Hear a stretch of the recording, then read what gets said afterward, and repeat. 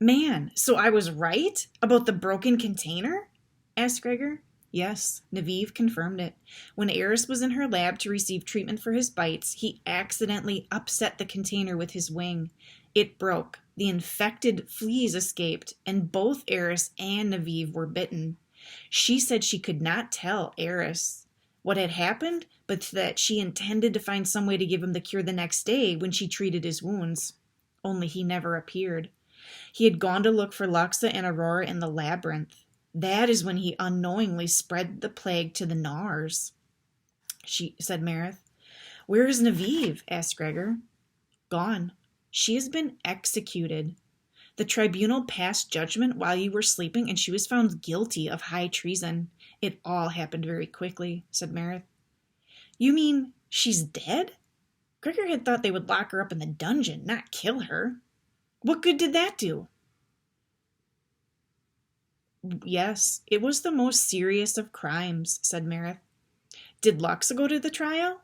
Asked Gregor. He knew the queen could stop executions. No, she was asleep as well. But she would have been excluded from the proceedings anyway. You see, Naviv was under orders to produce the plague as a weapon. She revealed Eris's accidental infection to no one, so that blame was hers alone. But others knew the plague was there. It was hard for Marith to even get out the next sentence. Salavet, for one. And as she is related so closely to Lux by blood, the queen could not be involved in the trial. Salavet gave the order to make the plague? Asked Gregor. Apparently, she heads a highly secretive weapons committee that approved the research, said Marith. Gregor felt sick when he thought about Salavet being behind the plague, not only because his family and friends had been victims. It was too evil a weapon to inflict on anyone. Are they going to execute Salavet? Said Gregor. I doubt it will come to that, but she and the rest of the committee are being confined and questioned, replied Marith. Another thought struck Gregor. Vicus didn't know, did he? No, but he has always been so vehemently opposed to this sort of weapon that no one is taking this harder than he, said Marith. I'll bet, said Gregor. The news that his wife had been instrumental in such a catastrophe for the Warmbloods must be crushing the old man. A doctor came by, checked on Gregor, and ordered food for him. Marith stayed and ate too. It was bland, but the simple soup and bread tasted good. The food energized Gregor, and he suddenly felt too restless to stay in bed. Is Luxa still here in the hospital? She was probably having a bad time with the news about Salavet too. They wished her to stay, but she insisted on leaving to be with Hazard, said Marith. He's a nice kid, said Gregor. So was his father, said Marith sadly. Not being a queen, Gregor wasn't sure he could get the doctors to let him leave the hospital, so he just slipped out when they weren't watching.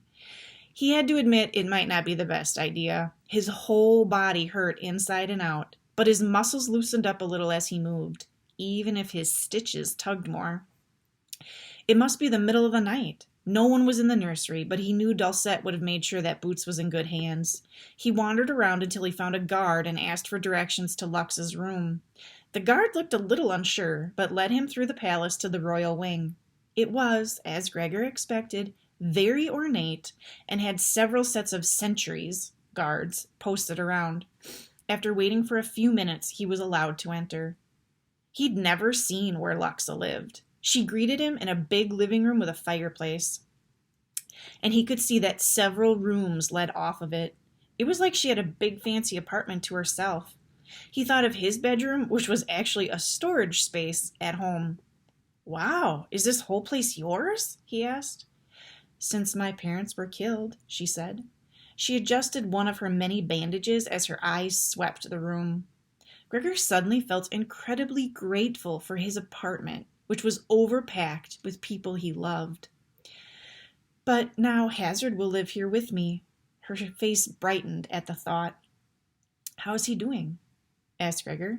She waved at Gregor to follow her to a doorway. It was a bedroom, softly lit by candles. Hazard and Boots were snuggled together like puppies on the giant bed, sound asleep. It is very hard for him. He is so unused to living indoors. And then, of course, Frill and Hamnet were his whole world, said Lexa. Yeah, I know, said Gregor. He's got you, though. Do you know what he said just before he went to sleep? He said, "My father ran away from here to the jungle. He ran away from all the fighting, but it followed him anyway," said Lexa.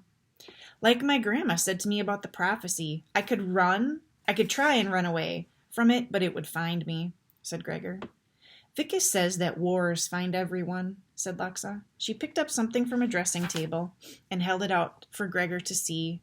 It was a crystal, pale blue, shaped like a fish. From your first flight with Hamnet?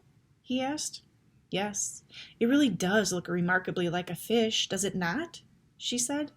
It did, but Gregor couldn't think of anything else to say about it. Nothing good, anyway. The little chunk of rock was a reminder of so much tragedy. They went back and sat in the living room. Gregor wondered if his next question might be a little too personal, but he asked it anyway. Is Vicus okay? No, said Lexa. He is devastated by what Sullivan has done. Still, he organizes the aid missions, conducts diplomatic matters. The rats are beside themselves with fury, of course. Vicus does what must be done, and I do the same. You must be getting on with your life too, Gregor. You must be getting home. Yeah, I guess we'll go back in a few days. You know, as soon as my mom's well enough to go home, said Gregor. To go home? Said Lexa in a surprised tone. But Gregor, your mom cannot go home for many months.